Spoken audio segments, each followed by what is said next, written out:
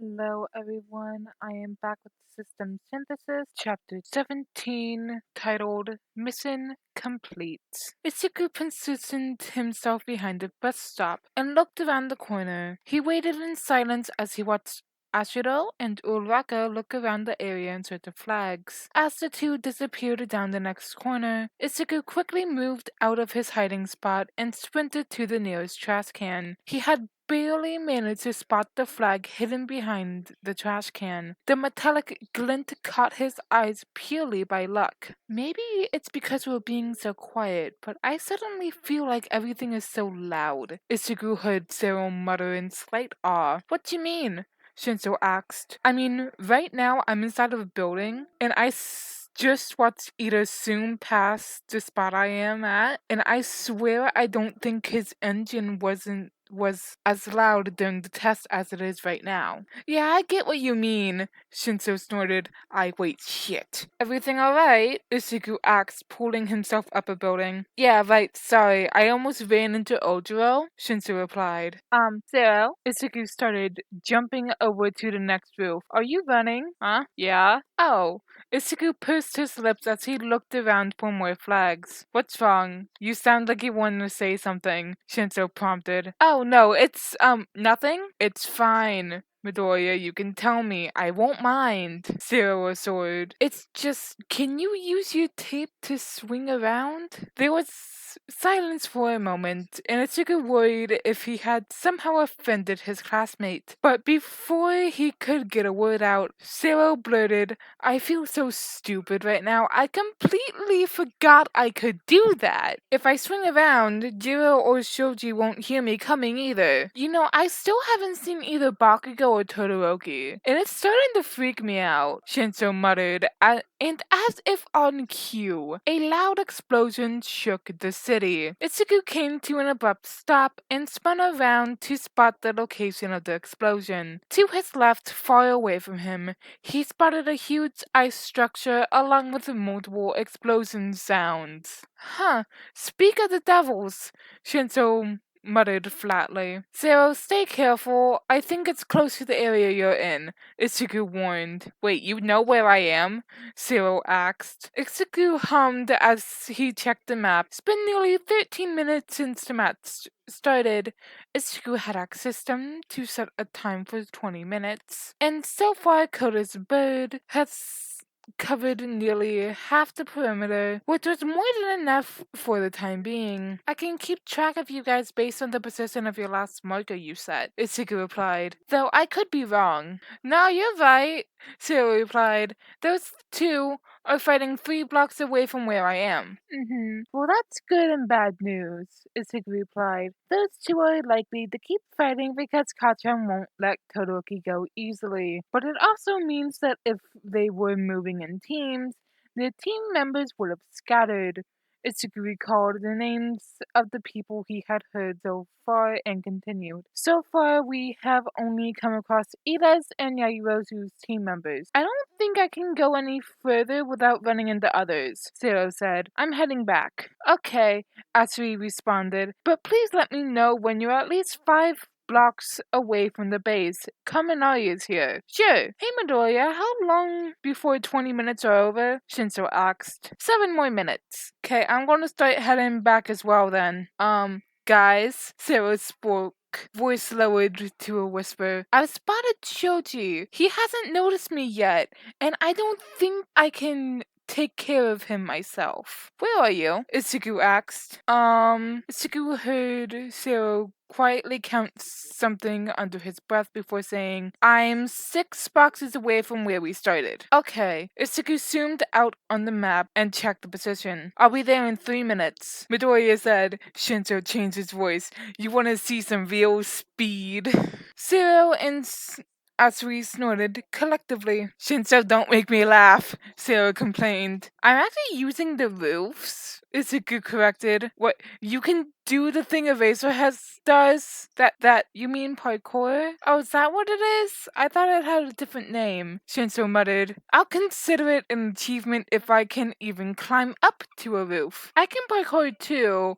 Well, it's more like jumping from one place to another, Asui said. Like a frog? Shinso asked Carol. Itsuku spotted Cyril hidden behind the gap of two buildings and jumped down behind him. I'm here. Oh, Cyril looked back at him. That was quick. Itsuku grinned as he panted. He had pushed himself to run faster across the roofs. Some of the buildings were ridiculously wide. He's there, Cyril whispered and pointed down to the roof to the right. Itsuku crouched down and followed his line of sight. He spotted Shoji standing on the edge of the rooftop. It was just high enough to give him a proper view of all the surrounding roads. Itsuku eyed the much taller building right next to the shop. Shoji most likely didn't consider anyone to use the rooftops like him. I'll go knock him down and when I get the signal. Cyril, you tape him up. Got it. With that, Itsuku turned on stealth. Cyril blinked and whipped his head around. Shit, I thought you suddenly disappeared. Itsuku grinned. He liked seeing the reaction of people whenever he turned on stealth while being in their line of sight.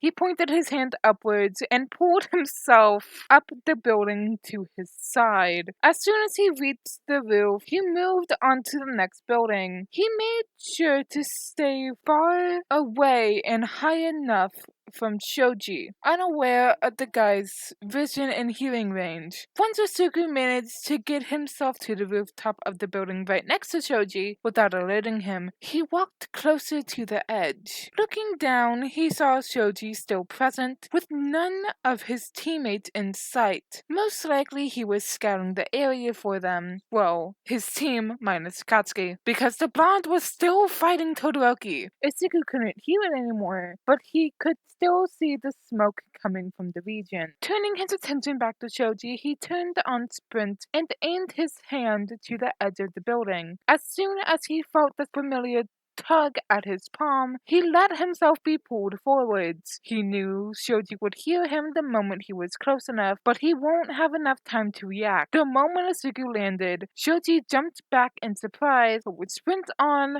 Itsuku was much faster than him, and quickly moved behind the taller guy. He jumped on Shoji's back and wrapped his arm around his neck, before using his weight and momentum to pull him backwards. Itsuku let out a quiet grunt as his back hit the ground. His hand covered Shoji's mouth to keep him from alerting his teammate. He tucked his other hand in position and tightened his grip. Itsuku clenched his jaw tightly as he put pressure on Shoji's carotid artery, while Shoji used his other limbs to pull him off his back. He counted a few more seconds after Shoji went limp in his grip before informing Zero. Got him. Zero, come up. Itsuku let go of Shoji and pushed him off of him. He rolled up to his feet and quickly took an offensive stance, just in case Shoji wasn't actually knocked out and was simply pretending. It took a few minutes before Zero appeared. He let out an amazed whistle. Damn, you're scary, Midoriya, he muttered. What did he do? Shinso asked. He just knocked out Shoji by himself, Zero replied. I only managed because Shoji didn't see me coming, Itsuku mumbled abashed. Zero, tie him up.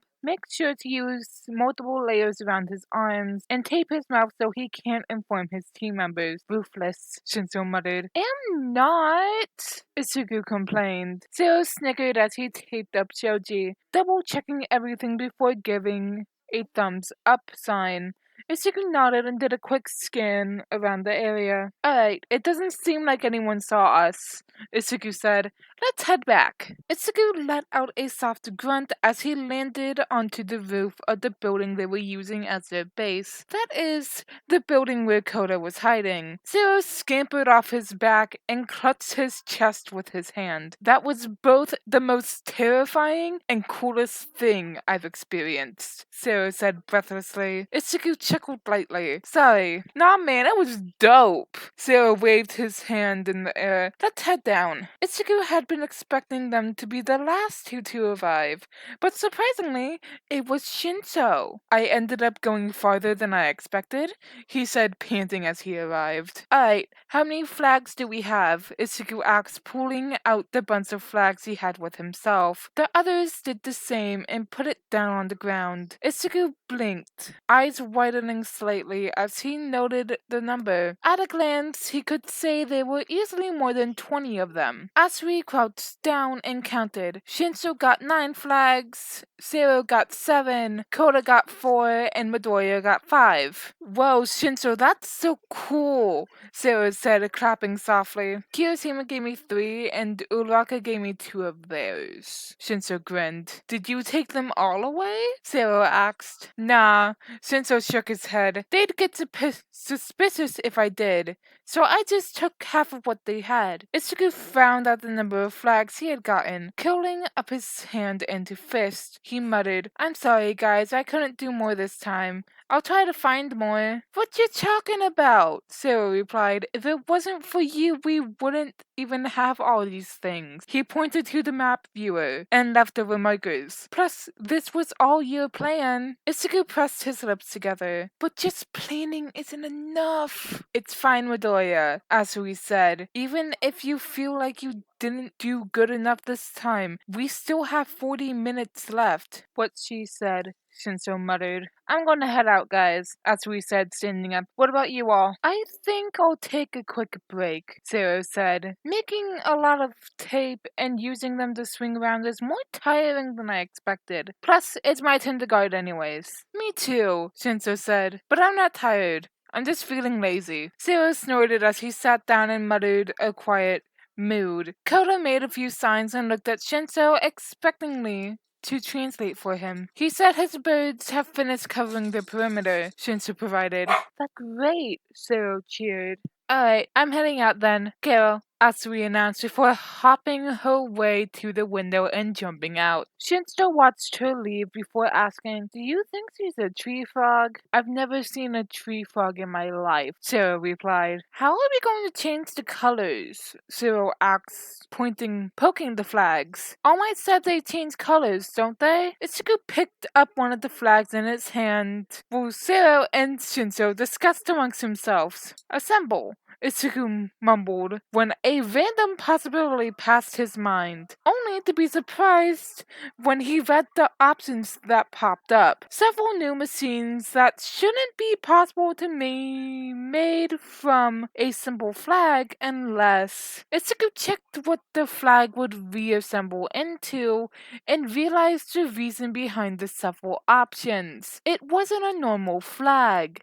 It was a flag made out of nanoparticles and quark-based color-changing material. Koda, can you please give me the main flag? Ichigo asked. Koda nodded and held out the original flag they were given just like the other teams. Ichigo held the 2 flags in his hand close to each other and watched with satisfaction as the flags they had collected slowly broke down and reattached itself with the main flag. The metal shifted and molded itself until it got back to its original shape. The extra nanoparticles skittered down the pole and disappeared into the small base attached to the base of the flag. Whoa, Shiro breathed out in awe. That was so cool and creepy. Shinso snorted. How did you figure that out? Zero asked. My quake, Isuki replied and held the flag above the pile of collected flags. Slowly all the flags broke down as melted metal before attaching itself to the main flag. This is slow. Isuki looked up at Koda.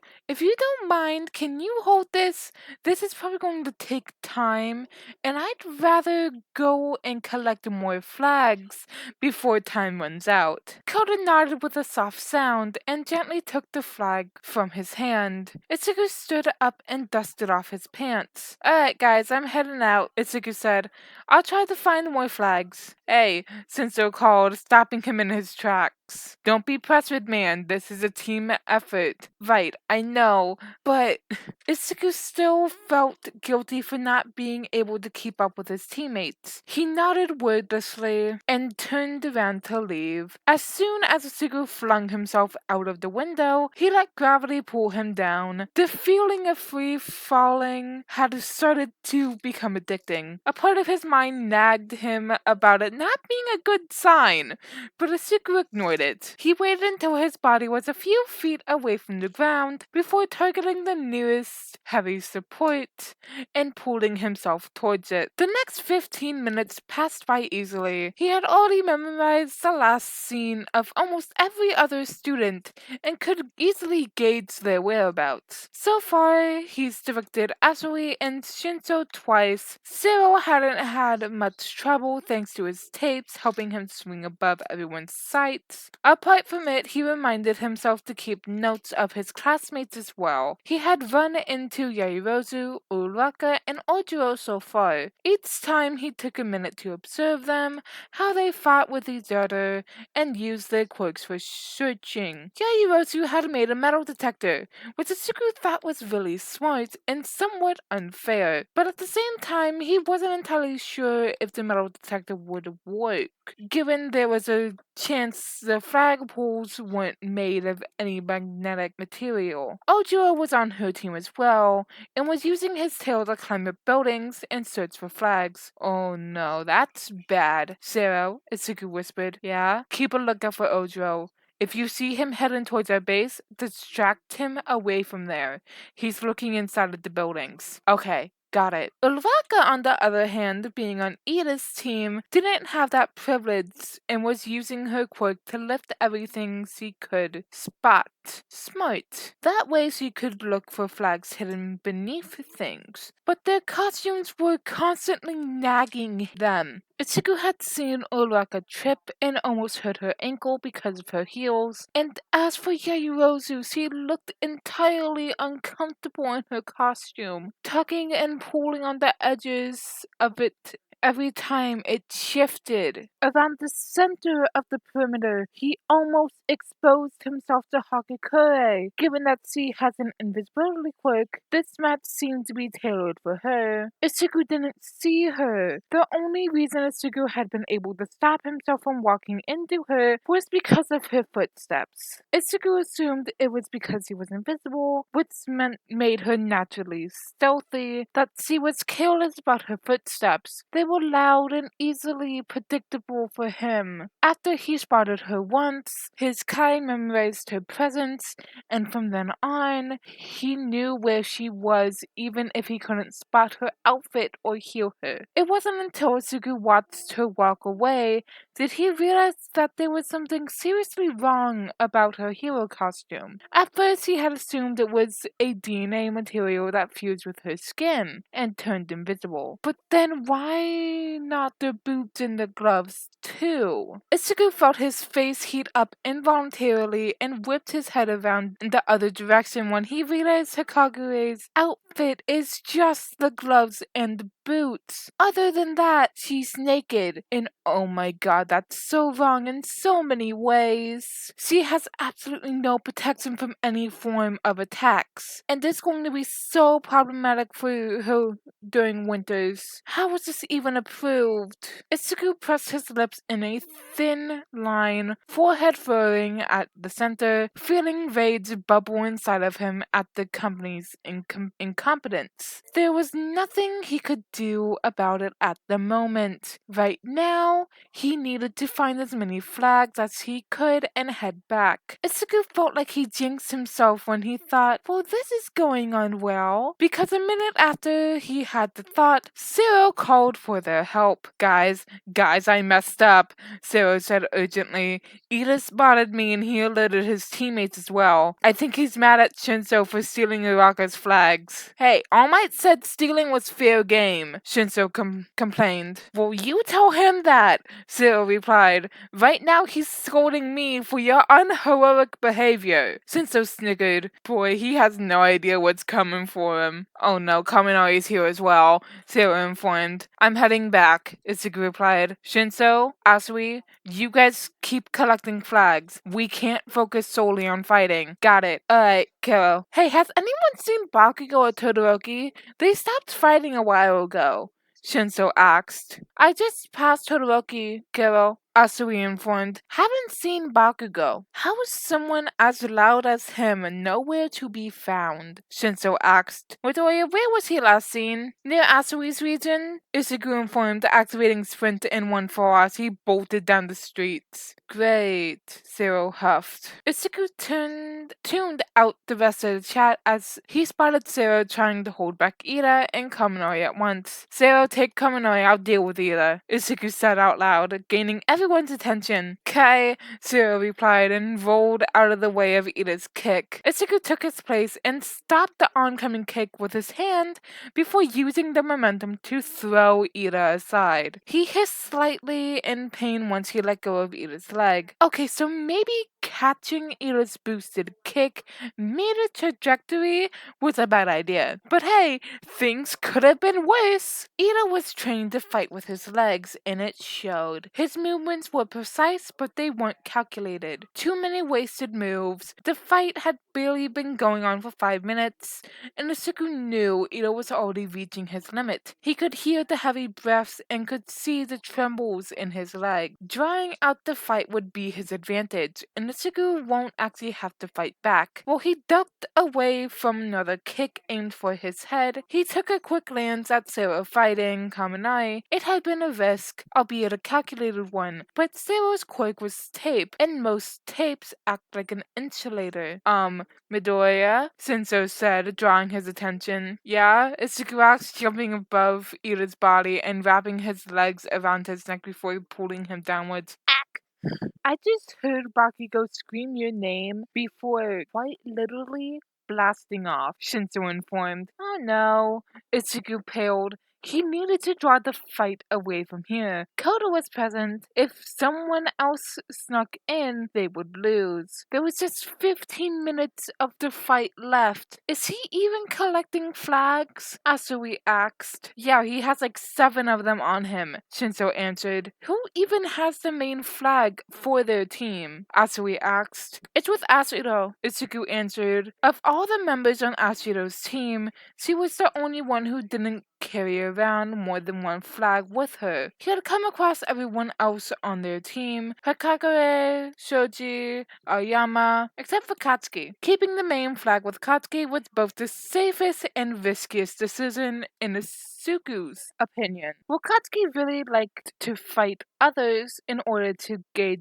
his strength as compared to theirs, he also liked winning, and Katsuki was more than capable enough of both protecting the main flag and picking fights with other students. But then again, Izuku could only make the decision because he knew his friend. The rest of their team didn't, and given his rather violent personality, it made sense. Are you sure? Asui asked. Yep, Izuku replied, running away from Ida.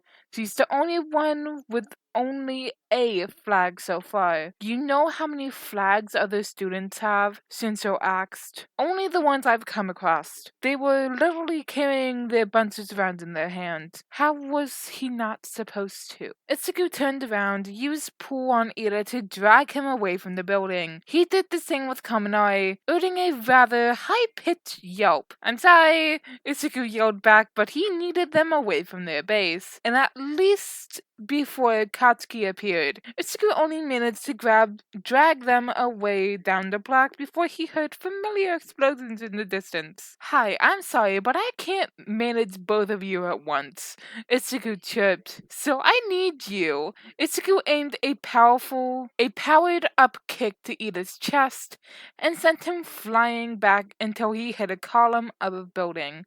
Izuku winced as the column cracked behind him. Stay down, too strong, but he'll only be stunned for some time. But he didn't have time to think about it for long before his senses flared, and he ducked down on instinct. Hot flames burned against the back of his neck as Katsuki went flying over his head. The blonde landed in front of him, explosions popping on his hand as he grinned at him with a near-maniacal grin. "Found you, Suku," Katsuki drawled. "Did you think you could fucking hide from me?" Itsuki shrugged as he took his fighting stance, dropping his center of gravity and squaring his shoulders. He raised his hand, one to guard and one to attack, though he was planning to wait until Katsuki attacked first. Katsuki's grin widened, red eyes glimmering as he pounced. But just as soon as he moved from his spot, he skidded to a stop. His eyebrows furrowed and lips twisted downwards as he studied him. Isuku knew why. Most people might not notice, but Isuku's current stance pretty much had no openings. Katsuki wasn't trained like Isuku was. Even though Shota had offered to train him, Katsuki had straight up refused. But even then, Katsuki was good at fighting, a lot better than most students their age. He may not be trained, but fighting came naturally to his blonde friend. The more he fought, the more he improved, and he had dragged Isuku to enough play fights. So far, Isuku has never won once. But their multiple spars were a double-edged sword. Itsuku had known Katsuki for almost over a decade, and by now he knew his friend like the back of his hand. He also knew how his friend fought. So when Katsuki finally attacked, Itsuku was able to easily dodge a right hook. Katsuki's fighting style's major drawback: he favors certain sides far too much, and because he learned fighting entirely by himself, once he found a pattern that suited him, he didn't change from it. Right hook, left kick, knee to the stomach. When none of his attacks land, Katsuki will jump back, look for openings, explosions. He'll pounce again. Right hand aimed for the ear, but that's a feint. The real attack is from the left, a left hook. Too early, I can dodge if I take a step back. Itsuku knew the moment none of Katsuki's attacks would land, he would jump back to create distance once again, but not to look for more openings, but to land his most lethal attack. The gauntlets Itsuku had designed were meant to store the explosive sweat in order to create a much bigger explosion, but he isn't allowed to use them except for weapons training. Doesn't matter. Itsuku knew that. He had noticed that so far not once had Katsuki opened his tightly curled fist, and he knew what was coming. While they sparred, Katsuki would simply collect his sweat in his hand before creating the explosion, but it would injure him as well. Katsuki can only use that move twice without his gauntlet, once for each hand. "Kacha, no," Itsuku warned. Ida was right behind him. He could get hurt. "Fuck off, Itsuku," Katsuki growled. "You don't tell me what to do." Itsuku clenched his jaw as he waited. Moving too early would mean Katsuki wouldn't use the move and chase after him. Moving too late would be dangerous. That move might not kill him, but it would injure him badly. He had to move at the right time. Effective concentration has increased. Effective situational awareness has increased. Effective Kai has now increased. Your senses have now become even sharper, and you will be able to perceive your surroundings with increased clarity. It was almost too much sensory input for his brain. The sweet, burning smell of Katsuki's sweat, the fumes of the previous explosions, the sounds, the colors, the clarity.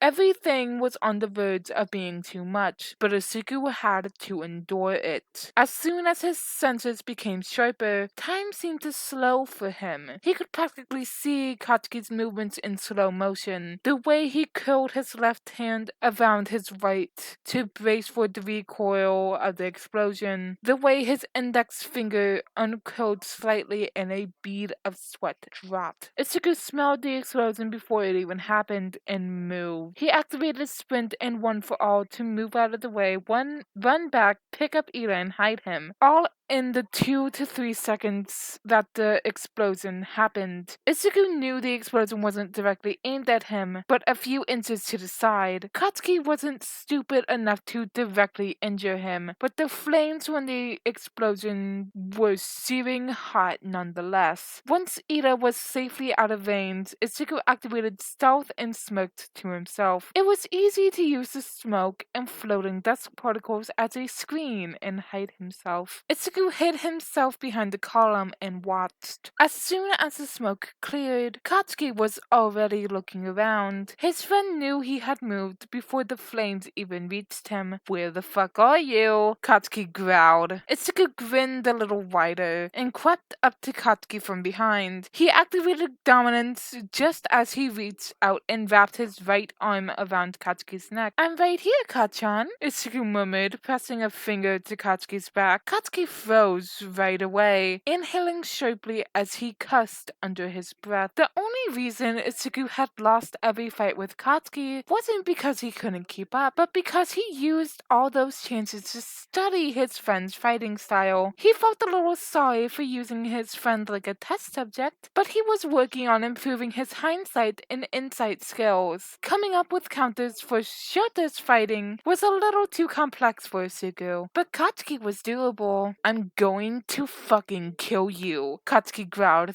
threateningly. Kachan. You should know when you're not in a position to threaten," Itsuki chided, pressing his finger harder to Katsuki's side. He flickered down and his grin widened. "Kachan's going to be so mad at me, but..." What? Itsuki was already jumping back and running away before Katsuki would even finish his sentence. 7 new flags clutched in his hands. "Thanks, Kachan!" "Itsuki, you're dead. So dead." The match ended just as Itsuki finished combining the last flag he had collected to the main flag. Damn, Shinso cursed. He still had 4 more flags in his hand. Their flag was currently a shade of bright red, with 52 flags. "We did good," Sarah said, standing up. Kero absolutely nodded. Kota clapped quietly with a smile on his face. Even if Itsuki hadn't been accomplished before, seeing the smiles on his teammates' faces made him feel better. They picked up the flag and headed back to the main entrance. Itsuki's team was the 3rd last to reach, being the one that got the farthest sector in the perimeter. Before them,